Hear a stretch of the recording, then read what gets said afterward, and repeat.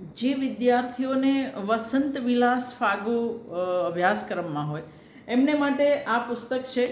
ચંદ્રશંકર ભટ્ટ અને પૂર્ણિમા ભટ્ટ જે આપણા ઉત્તમ સંપાદકો હતા એમનો વસંત વિલાસ ફાગુનો તમે અભ્યાસ કરી શકો. એ ઉપરાંત તમને ગુજરાતી વિશ્વકોશમાં મળે, સાહિત્ય પરિષદના કોષમાં મળે અને ઇતિહાસ સાહિત્ય પરિષદના એમાં પણ આના વિશે મળે. હું ટૂંકમાં વાત કરીશ કારણ કે આ આખા પુસ્તકની વાત કરવા માટે ઘણો સમય જોઈએ. વસંત વિલાસ ફાગુ, મેં તમને ફાગુ સ્વરૂપ, એના લક્ષણો, એ બધી વાતનો એક વિડીયો બનાવેલો છે. એટલે ફાગુના લક્ષણો બધા જ વસંત વિલાસ ફાગુમાં પરિપૂર્ણ થાય છે અને એટલા માટે એ એવું એક ઉત્તમ ફાગુ છે. તો આપણને લક્ષણો ખબર હોવા જોઈએ અને ન ખબર હોય તો એ વિડીયો સાંભળી લેવાનો. વસંત વિલાસનો કવિ એ અજ્ઞાત છે. એ કોનું કાવ્ય છે એ ક્યારેય સાબિત થઈ શક્યું નથી. એના માટે ઘણા બધા નામો વિચારાયા છે. કોઈએ કહ્યું મુંજ નામનો કવિ હશે, કોઈએ કહ્યું રત્નાગર નામનો કવિ હશે, કોઈએ રત્નાકર કહ્યું, કોઈએ ગુણવંત નામનો કવિ પણ કહ્યું. પણ છેલ્લે આપણે એવું સ્વીકાર્યું છે આપણા સંશોધકોએ કે આ અજ્ઞાત કવિ છે, એનું નામ આપી શકાતું નથી. પણ આ કોઈ એક કવિની રચના છે, લોક સાહિત્યની રચના નથી. એ સાથે સાથે આપણે યાદ રાખવાનું. વસંત વિલાસ ફાગુના પહેલા સંપાદક કેશવ હર્ષદ ધ્રુવ લખે છે, આ શૃંગારી કાવ્યનો કર્તા અંધાર પછેડો ઓઢી અગોચર રહ્યો છે. તેથી એની જાત ભાત વિશે કલ્પના કરવી જોખમ ભરેલી છે. છતાંય વસંત વિલાસ ફાગુમાં કડીએ કડીએ જે જીવનનો ઉલ્લાસ ઉભરાઈ જાય છે તેના પરથી અટકળ થઈ શકે કે આ કવિ સંસારથી કંટાળેલો કોઈ વિરાગી નહીં, પણ વિશ્વના વૈભવમાં પરિપૂર્ણ રસ લેનારો રાગી પુરુષ હશે. સમગ્ર કાવ્યમાં કોઈ પણ સ્થળે જૈન ધર્મનો સુવાસ સ્ફૂરતો જોવામાં આવતો નથી. એટલે વસંત વિલાસ ફાગુ એનો કવિ જૈનેતર હશે, જૈન નથી. વસંત વિલાસ ફાગુ જૈનેતર ફાગુ ગણાય છે, જૈન ફાગુ નથી. કેશવ હર્ષદ ધ્રુવ કહે છે તેમ વસંત વિલાસ ફાગુમાં વિષયવસ્તુ, મંગલાચરણ, વચ્ચે ટાંકેલા સંસ્કૃત પ્રાકૃત સુભાષિતો, આરંભ અને અંત કશું જ જૈન સાંપ્રદાયિક અસર દર્શાવતું નથી. આ કવિએ પોતાના કાવ્યના વિચાર ભાવના સમર્થન માટે જે સુભાષિતો કે અવતરણો ઉતાર્યા છે તે કુમાર સંભવ, શાકુંતલ, નૈષધીય ચરિત, શિશુપાલ વધ, અમરુ શતક જેવા જૈનેતર સંસ્કૃત કાવ્યોમાંથી લીધા છે. એક પણ સુભાષિત જૈન કૃતિમાંથી લીધું નથી. આ દલીલ આપણે માનવી પડે એવી છે કે જો કવિ જૈન હોત તો સ્વાભાવિક એણે જૈન કૃતિઓમાંથી સુભાષિત લીધું હોત.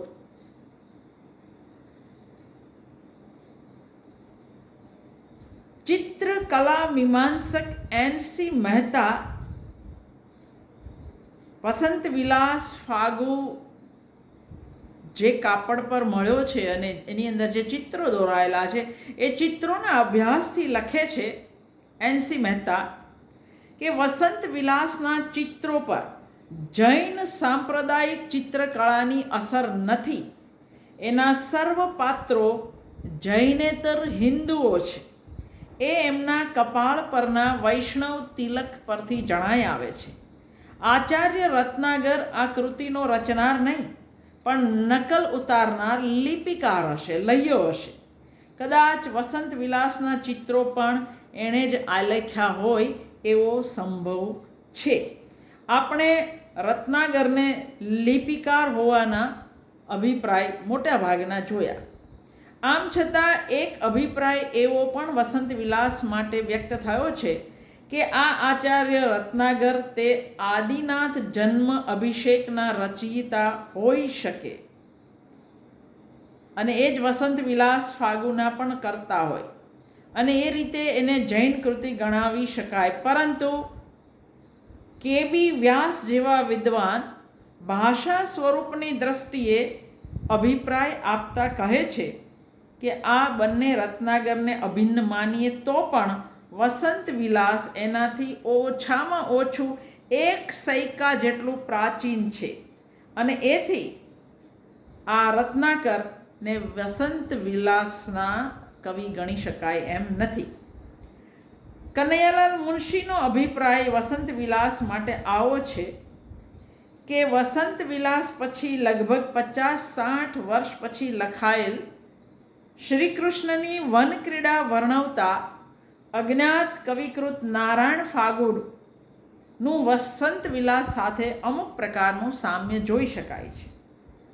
નારાયણ ફાગુનો કવિ એ જ વસંત વિલાસનો કવિ હોય એમ સમજી નારાયણ ફાગુની અંતની કડીમાં આવતો નતર્ષિ શબ્દ એ કવિનું નામ છે એવું કહી મુનશી વસંત વિલાસના કવિ તરીકે નતર્ષિનું નામ જણાવે છે. પરંતુ વસંત વિલાસની અસર તો જૈન અને જૈનેતર ઘણા ફાગુ પર થયેલી દેખાય છે.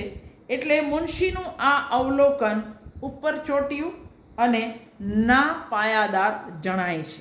બીજું, નતર્ષિ એ નામ નથી, પણ જેને ઋષિઓ નમે છે એ નતર્ષિ, એટલે એક અર્થમાં એ કૃષ્ણનું નામ છે. એટલે એ કર્તાનું નામ વસંત વિલાસના કર્તા કહી શકાય નહીં. ઉમાશંકર જોશી વસંત વિલાસને જૈન કર્તાની કૃતિ હોવાની સંભાવના લગભગ નથી એવું જ કહે છે.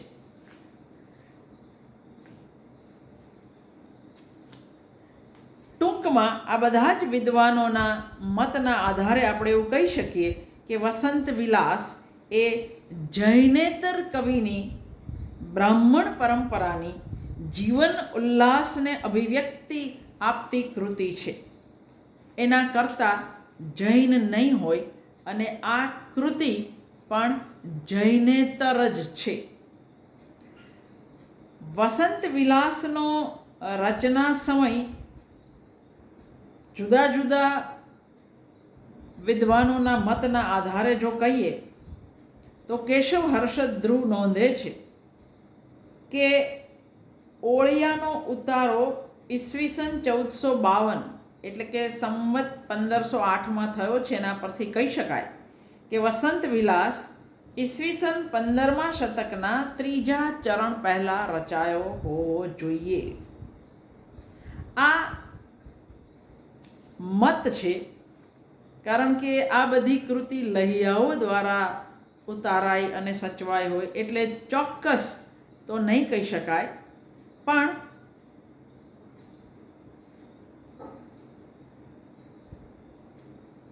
કાનડદે પ્રબંધ સાથે પૃથ્વીચંદ ચરિતની ભાષા સાથે સરખાવીને વિદ્વાનો કહે છે કે વસંત વિલાસ પૃથ્વીચંદ ચરિત પૂર્વે રચાયેલી કૃતિ છે. એની અંદર બહુ શંકા કરી શકાય તેમ નથી. એની અંદર વિદ્વાનો એ સમયે વિભક્તિના રૂપ, અનુવો કયા પ્રકારના વપરાય છે, ક્રિયાપદો કયા પ્રકારના વપરાય છે, એના આધારે આ મત પર આવે છે. એવું નહીં માનતા કે આંખ મીચીને એ લોકો કહે છે. આપણા વિદ્વાનો વસંત વિલાસનો રચના સમય ઈસવીસનની 14મી સદીના મધ્ય ભાગનો એટલે કે વિક્રમ સંવત 1400ની આસપાસનો હોઈ શકે એમ સ્વીકારે છે. મેઘદૂતમાં કાલિદાસ પ્રકૃતિ વર્ણન અને શૃંગારનું આલેખન કરે છે, પણ એમાં કથાના એક પાતળા મુલાયમ તંતુનો એમણે આધાર લીધો છે. સ્વામીના રોષનો ભોગ બનેલા યક્ષને પ્રિયતમાથી વિખૂટા પાડી રામગીરી આશ્રમમાં રહેવું પડ્યું છે અને ત્યાં આષાઢસ્ય પ્રથમ દિવસે મેઘ જોતા વિરહ વ્યથા ભોગવતા એને તીવ્ર વેદના થાય છે. પ્રિયતમાનું સ્મરણ થાય છે અને તેની વિરહ અવસ્થાના વિચારે એની વેદના દ્વિગુણિત થાય છે. એ મેઘને દૂત બનાવી પ્રિયતમાને સંદેશો પાઠવે છે અને એમ મેઘદૂત રચાય છે. એટલે કાલિદાસ પ્રકૃતિ અને પ્રણયની રસ સુંદર સૃષ્ટિનું સર્જન કરે છે ત્યારે ત્યાં આગળ બે પાત્ર યક્ષ અને યક્ષિણી એની કલ્પના કરી છે. વસંત વિલાસને આપણા વિદ્વાનો ગુજરાતનું મેઘદૂત કહે છે. એની વિશેષતા એ છે કે વસ્તુ ઘટનાનો તો શું, પણ મેઘદૂતમાં છે એવા કોઈ એક નાયક નાયિકાના કથાના પાતળા તંતુનો પણ આધાર લીધા વગર કેવળ સૌંદર્ય અને ભાવરસની એક અનુપમ રસ સૃષ્ટિ એના અજ્ઞાત સર્જકે મન ભરીને સર્જી છે. નથી કોઈ ઘટના, નથી કોઈ કથા વસ્તુ કે અન્ય ફાગુઓમાં જોવા મળે છે તેવા કોઈ ચોક્કસ નાયક નાયિકા પણ અહીં નથી. કેવળ પ્રકૃતિ સૌંદર્યના નિરૂપણના આધારે નર નારીના સર્વસામાન્ય શૃંગાર ભાવની રચનાત્મકતા એ વસંત વિલાસની કાવ્ય સૃષ્ટિની વિશેષતા છે. કવિની અદ્વિતીય સિદ્ધિ તો એ છે કે આમ છતાં કવિતાના રસાસ્વાદમાં કોઈ રસક્ષતિ થતી નથી. આ ફાગુની બીજી મહત્તા એ છે કે એમાં કેવળ વસંતની પ્રકૃતિની રમ્યતાનું આલેખન વિગત પ્રચુર વર્ણનોથી સીધે સીધું કરવાનું કવિનું લક્ષ્ય નથી, પણ શૃંગાર રસનું નિરૂપણ એ કાવ્યના કેન્દ્રમાં છે. આ રતિભાવને પ્રાધાન્ય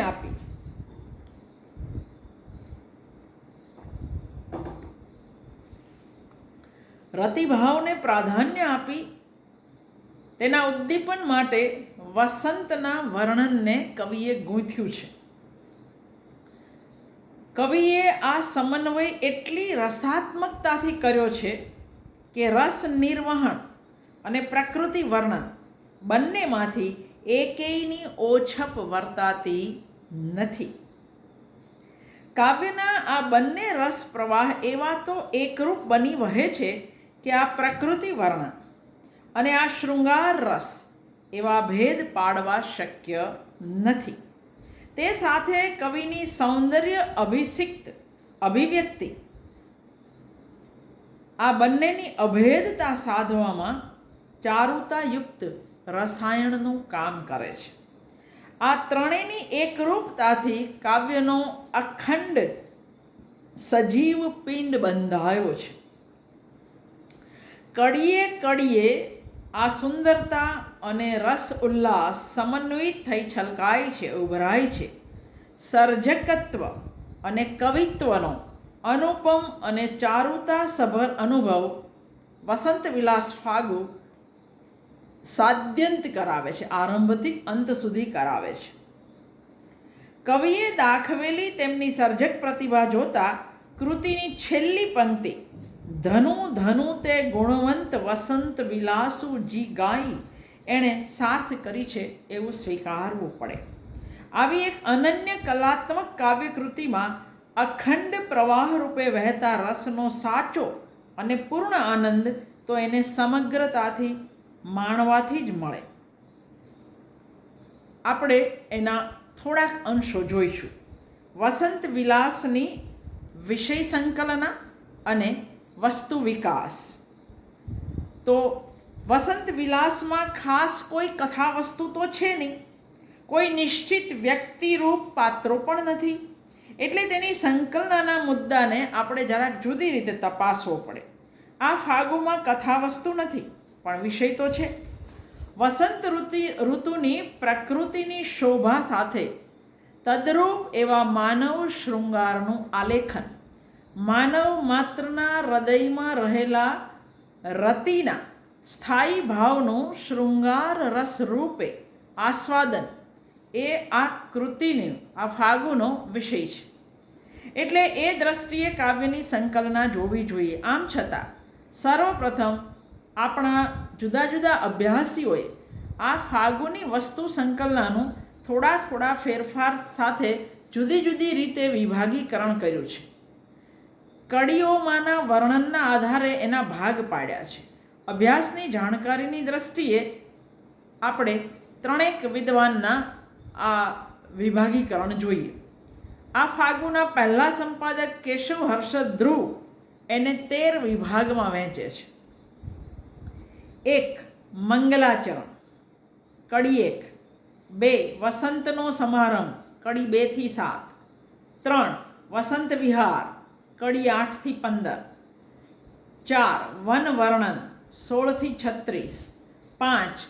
વિરહિણી વર્ણન, 37 થી 38. 6. વિરહિણી વચન, 39 થી 41. 7. સખી વચન, 42 43. 8. વિરહિણીની અધિરાય, 44 45. 9. શુભ શુકન, 46 થી 49. 10. પ્રિય સમાગમ, 25 થી 54. 11. સ્ત્રીના રૂપનું વર્ણન, 55 થી 68. 12. વિલાસ વર્ણન, 69 થી 71. 13. અન્યોક્તિ, 72 થી 84. એટલે 84 કડીનો આ ફાગુ છે એવું આપણે કહી શકીએ. કેશવ હર્ષદ ધ્રુવના 13 વિભાગ જોયા. કેબી વ્યાસ એને 11 વિભાગમાં વહેંચે છે. હવે હું કડીઓ નહીં બોલું, હું માત્ર વિભાગ જ બોલીશ. 1. મંગલાચરણ. 2. વસંત અવતારનું વર્ણન. 3. કામી જનોમાં લાક્ષણિક વસંત વિલાસ. 4.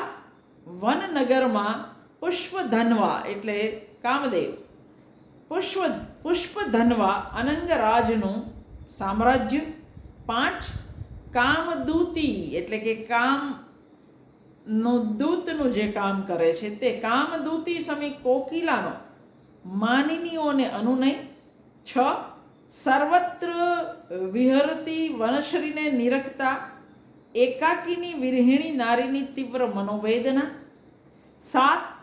વિરહ કરાલિત વિરહિણીનો પ્રલાપ. 8. વિરહિણીને થતા શુભ શુકન અને પ્રિયતમનું આગમન. 9. પ્રિય મિલને હર્ષભરી સુંદરીના શૃંગાર મંડન અને પ્રેમ વિલાસ. 10. પ્રિયતમને લાડપૂર્વક ટકોરતી વિદગ્ધ નાયિકાની અન્યોક્તિ. 11. શ્રોતાગણને ધન્યવાદ આપતું ઉપસંહારાત્મક મંગલ વચન. ત્રીજું નોંધપાત્ર વિભાગીકરણ આપણા કવિ ઉમાશંકર જોશીએ કર્યું છે. એ 8 ભાગ પાડીને વાત કરે છે. 1. મંગલાચરણ. 2. ભૂમિકા. 3. વનકેલી. 4. વનવર્ણન. 5. વિરહિણી વેદના. ફરી 6. વનકેલી. 7. ભ્રમર ઉપાલંબ અને 8. ઉપસંહાર. આ વિભાગીકરણને જો ઝીણવટથી તપાસો તો કેશવ હર્ષદ ધ્રુવ અને કેબી વ્યાસના વિભાગીકરણમાં બહુ ફરક નથી. ઉમાશંકર જોશીનું વિભાગીકરણ વધારે વ્યાપક છે. આ ત્રણેયમાં સૌથી વધારે ચોક્કસ વિષય વળાંકને સ્પષ્ટ કરતું વિભાગીકરણ ડૉક્ટર કેબી વ્યાસનું છે, જે કૃતિના અભ્યાસ માટે બહુ જ મહત્ત્વનું બની રહે.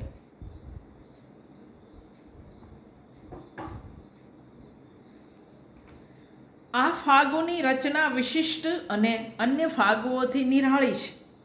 તે કોઈ નેમિનાથ રાજુલ, સ્થુલીભદ્ર કોશા, કૃષ્ણ રાધા જેવા નામધારી નાયક નાયિકાને કેન્દ્રમાં રાખીને નથી રચાયો. એટલે આ ફાગુ વસંત વિલાસ ફાગુ વ્યક્તિનિષ્ઠ નથી પણ સમષ્ટિનિષ્ઠ છે. ઉમાશંકર જોશીએ યોગ્ય જ કહ્યું છે કે આપણા કાવ્યમાં નામ પાડીને કોઈ નાયક નાયિકા નિરૂપાયા નથી અને એક યુગલના નહીં પણ સૌ યુગલના વસંત વિલાસનું ગાન ગાવાનો આ ફાગુના કવિનો આશય છે. એ હકીકત વસંત વિલાસ ફાગુને આગવી લાક્ષણિકતાવાળી અને બધી વસંત વિલાસ કૃતિઓમાં વિશિષ્ટ મુદ્રાવાળી ઠરાવવા માટે પૂરતું છે. વસંત વિલાસ ફાગુ 2 બિંદુઓ વચ્ચે વિસ્તર્યું છે. આરંભ બિંદુ કવિએ સરસ્વતીની વિનમ્ર ભાવે કરેલી અર્ચના છે અને કાવ્યનું અંતિમ બિંદુ છેલ્લી કડીમાં કવિ વસંત વિલાસ ગાનારને ગુણવંત વિશેષણથી નવાજી એમને ધન્યવાદ આપે છે. આરંભની અર્ચના અને છેલ્લે આ કૃતિ ગાનાર ધન્ય થશે એવો આત્મવિશ્વાસ અને કૃતાર્થતાનો ભાવ વ્યંજિત થાય છે. એ બે બિંદુ વચ્ચે આ ફાગુ કાવ્ય વિકસ્યું છે. આરંભનો ભક્તિભાવ અને અંતનો આત્મવિશ્વાસ, આ બંને વચ્ચે, આ બે બિંદુ વચ્ચે જે સર્જન કર્મ થયું છે એમાં જે કલાત્મકતા અને રસાત્મકતા સિદ્ધ થઈ, એમાંથી કવિનો આત્મવિશ્વાસ નિભજ્યો છે એવું સ્વીકારવું પડે. આ સર્જન કર્મની લીલાનો આધાર કવિની વર્ણન શક્તિ, સૌંદર્ય રસિક અભિવ્યક્તિ, કલ્પન શક્તિ, રસાત્મક દૃષ્ટિ અને કાવ્યને સૌંદર્યથી એકત્વ અર્પતી એમની સૌંદર્ય દ્રષ્ટિ વગેરે કાવ્ય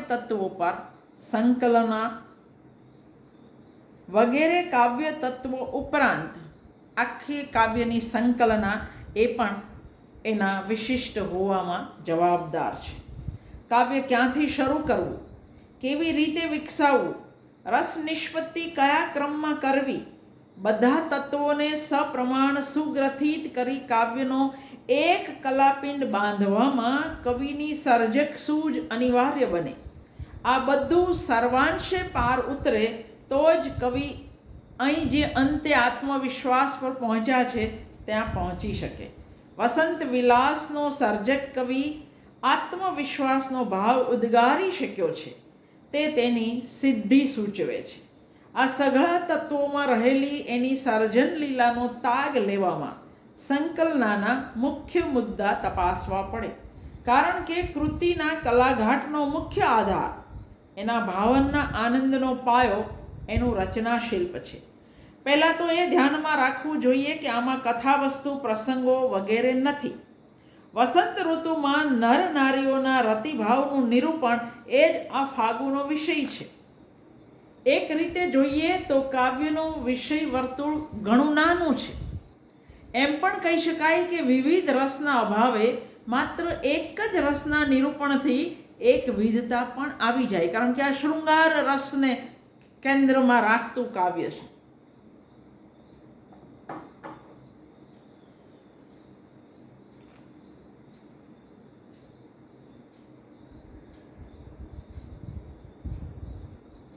પણ કવિની સર્જકતા વસંત વિલાસ ફાગુમાં એટલી સૂક્ષ્મ રીતે કાર્યવંત બની છે કે એક વિધતાનો અનુભવ થતો નથી. એની સર્જન લીલા વસંત શ્રીની માફક પૂર્ણપણે મોહરી છે. એની સર્જનાત્મકતાનો પરિમલ વસંત વિલાસ ફાગુની પંક્તિ વાપરીને કહીએ તો, દહ દિશી પસરઈ પરિમલ નિર્મલ થયા દિશી અંત. આ કૃતિ પર ભારતીય વિદ્વાનો જ નહીં, નોર્મન બ્રાઉન જેવા વિદેશી વિદ્વાનો પણ વારી ગયા છે. એની પ્રત અત્યારે વોશિંગ્ટનમાં ફ્રીયર મ્યુઝિયમની આર્ટ ગેલેરીમાં સચવાય છે. કૃતિની આ કલાત્મક ખ્યાતિ એની શિલ્પ રચનાના કારણે છે. કવિ આરંભ કરે છે વસંતના અવતરણ અને વ્યાપથી. સુજ્ઞ કવિ બીજી કડીમાં વસંત ઋતુના સમયની વિશેષતાથી વાતાવરણનો અનુભવ કરાવે છે. દિવસ અને રાત સરખા હોય એ સમયગાળો ભૌગોલિક રીતે પણ આબોહવા વસંત ઋતુની અંદર ન ઠંડી હોય ન ગરમી હોય, સમ હોય. એ વસંત અવતારના સમયગાળાના નિર્દેશથી ઉચિત આરંભ થયો છે કાવ્યનો. તરત જ વિષય પ્રવેશ કરતા કવિ વસંતના મઘમઘતા વાતાવરણના દિગંત સુધીના વ્યાપનો અનુભવ ઘ્રાણેન્દ્રિયથી અનુભવાતા પરિમલના પરિમાણથી કરાવી આપણને તે મઘમઘતા, બહેકતા, મહોરેલા આંબાથી અને વિકારવથી એને જીવંત કરી આપણને વસંત વૈભવ વચ્ચે લઈ જાય છે, સ્થાપી દે છે.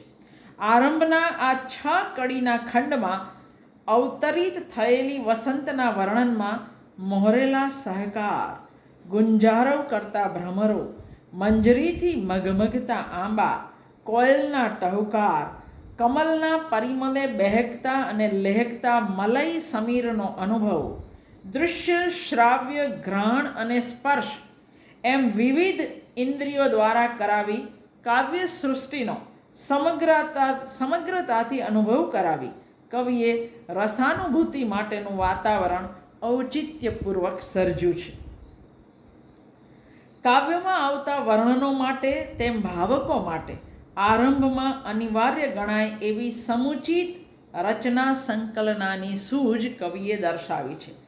આરંભની 7 કડીઓમાં માત્ર વસંતના અવતારનો પ્રભાવ વર્ણવી કવિ હવે તે વસંત સૃષ્ટિમાં નરનારીઓનો પ્રવેશ કરાવે છે.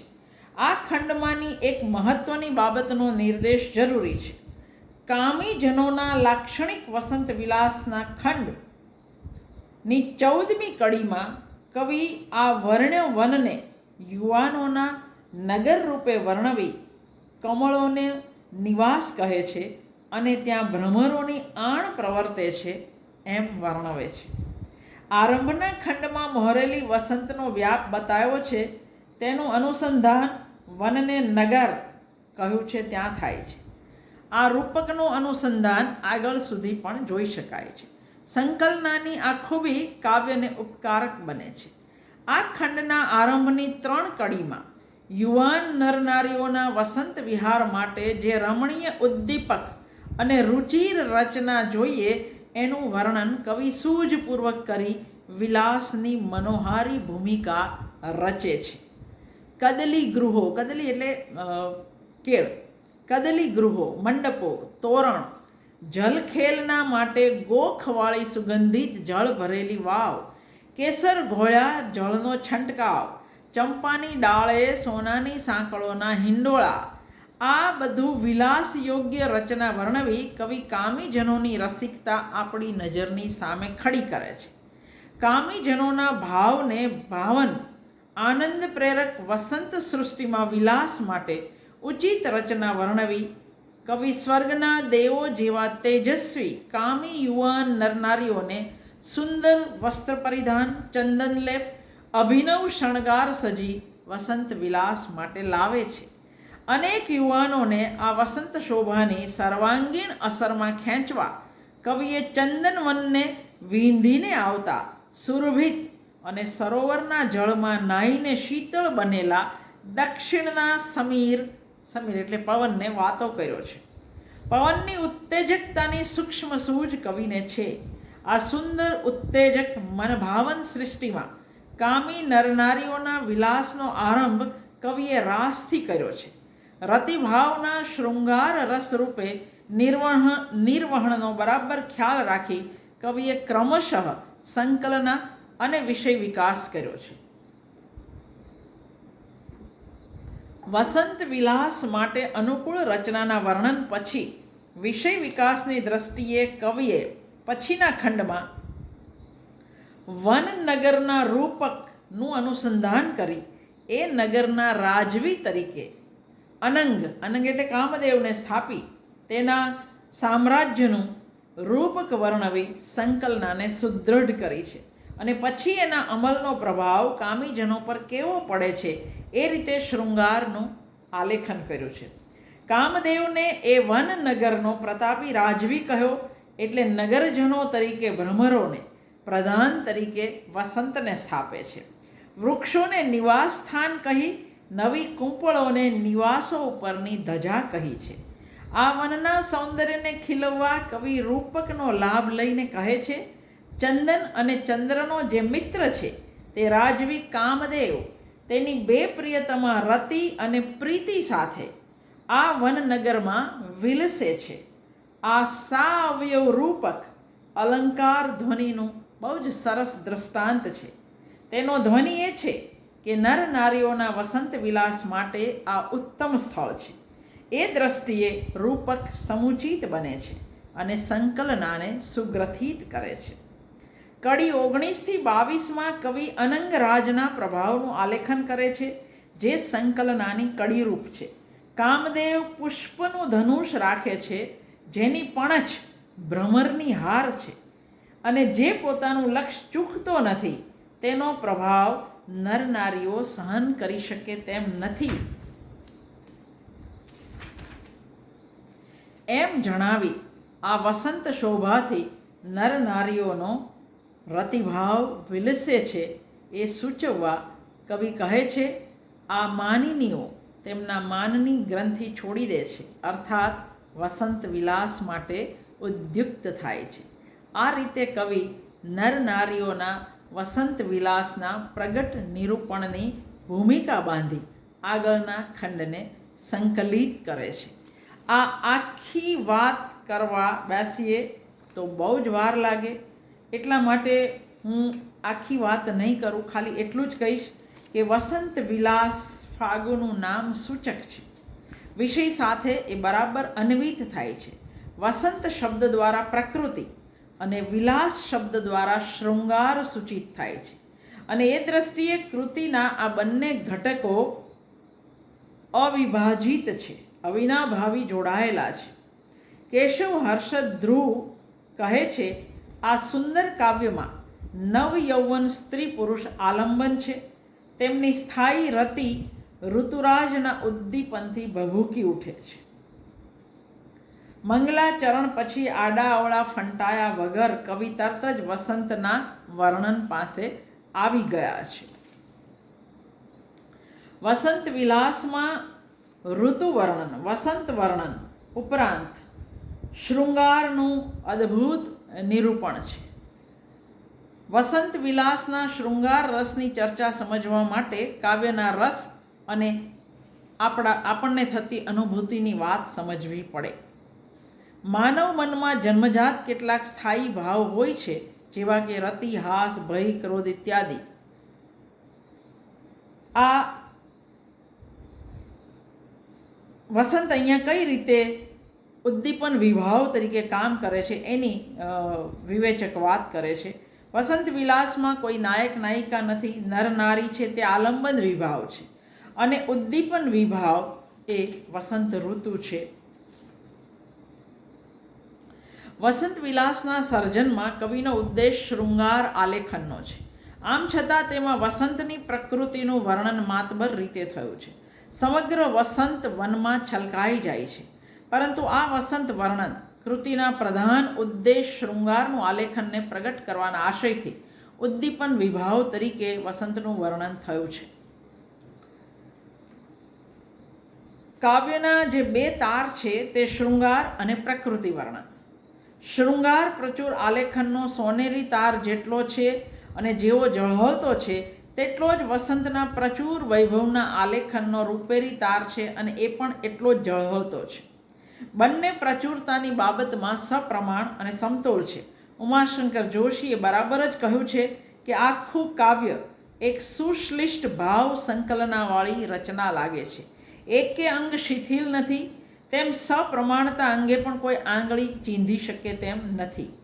જેમ પ્રકૃતિ વર્ણન અને શૃંગારના નિરૂપણમાં સપ્રમાણતા છે, તેમ વિપ્રલંભ અને સંભોગ શૃંગારના નિરૂપણમાં પણ સપ્રમાણતા છે.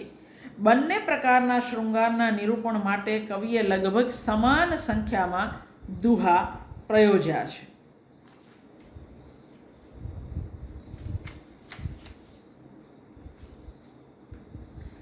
આ શૃંગાર રસિક કવિ માનવ ભાવો અને જુદી જુદી પરિસ્થિતિમાં તેના પ્રચલનોનો બિલકુલ જાણકાર છે. એ નારી સૌંદર્યનો પારખું છે, અને વિશેષમાં તે કામશાસ્ત્રનો પણ પૂરેપૂરો જ્ઞાતા હશે એમ જણાય છે. તે એ પણ જાણે છે કે વિસંવાદ માત્ર વિરહમાં જ હોય એવું નથી, મિલનમાં પણ વિસંવાદી વિવિધ પરિસ્થિતિઓ હોય છે. એટલે હવે કૃતિના અંત ભાગે સંભોગ શૃંગાર પછી એવી પરિસ્થિતિઓનું આલેખન ભ્રમરને નિમિત્ત બનાવી કેટલીક અન્યોક્તિઓ દ્વારા એ કરે છે. વસંત વિલાસમાં થયેલા બંને પ્રકારના શૃંગાર રસના નિરૂપણની વિગતવાર વિસ્તૃત ચર્ચા કર્યા પછી ઉમાશંકર લખે છે, કાવ્યના આરંભમાં વનકેલીનું વર્ણન હતું, તેમાં અને આ ફરીથી વનકેલીનું વર્ણન રજૂ થયું, તે બેમાં ફરક છે. પ્રથમ વનકેલી પ્રસંગે હજી વિસંવાદનું વાતાવરણ હતું. ઘણા ખરા યુગ્મો વસંત વિહાર કરતા હતા, કેટલાક એકલા ટળવળતા હતા, પણ બીજી વસંત કેલી પ્રસંગે એ વિરહ ટળ્યો છે, એ વિસંવાદ ટળ્યો છે. વિરહિણી લોકનો વિરહ ગયો છે. પ્રિયતમોની સાથે તેઓ વસંત મુખમાં ગળાડૂબ સહેલે છે. 5મા ખંડની વિરહિણીને એનો પથિક વાલંબ આવી મળ્યો તેમ સૌ વિરહિણીની બાબતમાં પણ થયું હશે. વસંત વિલાસ મધ્યકાળની અતિશય રમણીય અને રસાત્મક કૃતિ છે. તેમાંની સૌંદર્ય સૃષ્ટિ મનહર અને મનભર છે. તેનો કવિ સંસ્કૃત સાહિત્યનો રસાત્મક અને સૌંદર્ય ચાહક અભ્યાસી છે. એના દુહા પર સંસ્કૃત શ્લોકોની જે અસર પડેલી છે તેના પરથી કહી શકાય.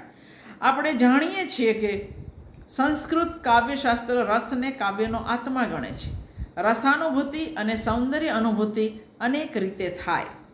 અહીં વસંત વિલાસમાં પ્રકૃતિ વર્ણનની અંદર એમણે અલંકારો જે રીતે યોજ્યા છે એ આ કવિને ઘણો મોટા ગજાનો કવિ હશે એવું આપણને લાગે. વસંત વિલાસ એક સર્વાંગ સુંદર રસાત્મક સુચારુ કૃતિ તરીકે સૌ સંપાદક અને અભ્યાસીઓએ એક અવાજે વખાણી છે. તે કલાત્મક કાવ્યકૃતિ તરીકે સર્વ અંગોમાં સંતર્પક છે એ નિર્વિવાદ છે. એની આ સંતર્પક રસાનુભૂતિ અને સૌંદર્ય અનુભૂતિમાં એના પદ્યનો પણ ફાળો છે. વસંત વિલાસની ભાષા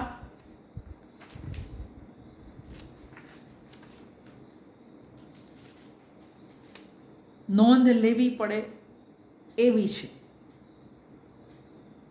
સમગ્ર ફાગુ કાવ્યોની અંદર વસંત વિલાસ અનુપમ ચારુત્વ ધરાવતી સર્વશ્રેષ્ઠ કાવ્ય કલાકૃતિ છે. એનું શિલ્પ અંગે અંગ અને રેખાએ રેખામાં એવું અને એટલું સૌંદર્યસભર છે કે એને વારંવાર માણ્યા કરીએ. જેમ માણતા જઈએ એમ કમલ સદૃશ એની પાંખડીઓ ખુલતી જાય છે અને કૃતિ મનમાં મહેકતી અને રમતી થઈ જાય છે. એની આકૃતિ હૃદય મનને ઠારે તેવી અને આનંદ તરબોળ કરે તેવી છે. કૃતિનું શિલ્પ વિધાન એટલું બધું સપ્રમાણ છે કે એકે અંગ નાનું મોટું નથી કે પ્રમાણ બહારનું નથી. સંયોજનમાં ક્યાંય સાંધો કે રેણ શોધ્યા જડે એમ નથી.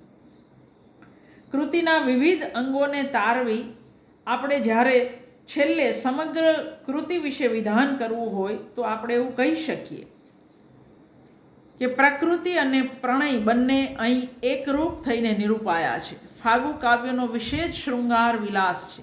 એટલે વસંતનું સૌંદર્ય કવિએ સાદ્યંત પૂરી સભાનતાથી શૃંગાર વિલાસને તેના સર્વ સ્વરૂપોમાં વિવિધ ભાવોન્મેષ સહિત નિરૂપવા માટે ઉદ્દીપન વિભાવ તરીકે નિરૂપ્યું છે. પ્રકૃતિ સૌંદર્યનો વિનિયોગ કવિએ ખૂબીથી કર્યો છે. દરેક વર્ણન શૃંગાર રસના કેન્દ્રબિંદુ સાથે જોડી વસંત વર્ણનના વર્તુળમાં વનસૃષ્ટિ ખીલવી છે. આમ વસંતમાં થતા વિલાસની સૃષ્ટિ આલેખી કવિએ કૃતિનું શીર્ષક સાર્થક કર્યું છે. હજુ કેટલી બધી વાત થઈ શકે આના વિશે ખબર નથી. લગભગ 64 પાના છે. કવિની વર્ણન શક્તિ, કલ્પના શક્તિ અને અલંકાર શક્તિનો ફાળો વસંત વિલાસ ફાગુની ચિત્રાત્મકતા સિદ્ધ કરવામાં મહત્વનો છે. વર્ણનો રસાત્મક, સુંદર અને સ્વાભાવિક છે. કલ્પનાઓ રાગીય અને સૌંદર્યની તરતી છે. વર્ણ્ય વિષયને ઉઠાવ મળે તેવી કલ્પનાઓ હૃદયને ગમી જાય એવી છે. અલંકારો ભાવોના ઉપચયને અનુરૂપ છે. ભાવની સૂક્ષ્મતા અલંકારો દ્વારા મનોગમ્ય બને છે. કાવ્યનું પદ્ય સંવેદન અને ભાવગતિના લયને પ્રગટ કરે તેવું છે. કાવ્યના પદ્યની પ્રવાહિતા ભાવ ઉર્મિની ગતિને અનુભૂત કરાવે છે. પ્રત્યેક પંક્તિ લયબદ્ધ છે અને પદ્ય ઉર્મી રસિત છે. વસંત વિલાસનું પદ્ય પ્રવાહી લયમાં ગાઈ શકાય એવું છે. કેશવ હર્ષદ ધ્રુવ આ ફાગુ માટે લખે છે, વસંત વિલાસ ચમક ચમક થતી ચાંદરણી જેવું કાવ્ય છે. કવિની બાની અત્યંત મધુર અને ભાવભરી છે. ઉજ્જવલ શબ્દાલંકાર અને અર્થાલંકાર તેના માધુર્ય અને રસનું પોષણ કરે છે. શૈલી સંસ્કારી છે. વસંત વિલાસનો હૃદયરાગ, એનું માધુર્ય, એનું પદલાલિત્ય સર્વ કંઈ મનોહર છે. વસંત વિલાસમાં કડીએ કડીએ જીવનનો ઉલ્લાસ ઉભરાય છે.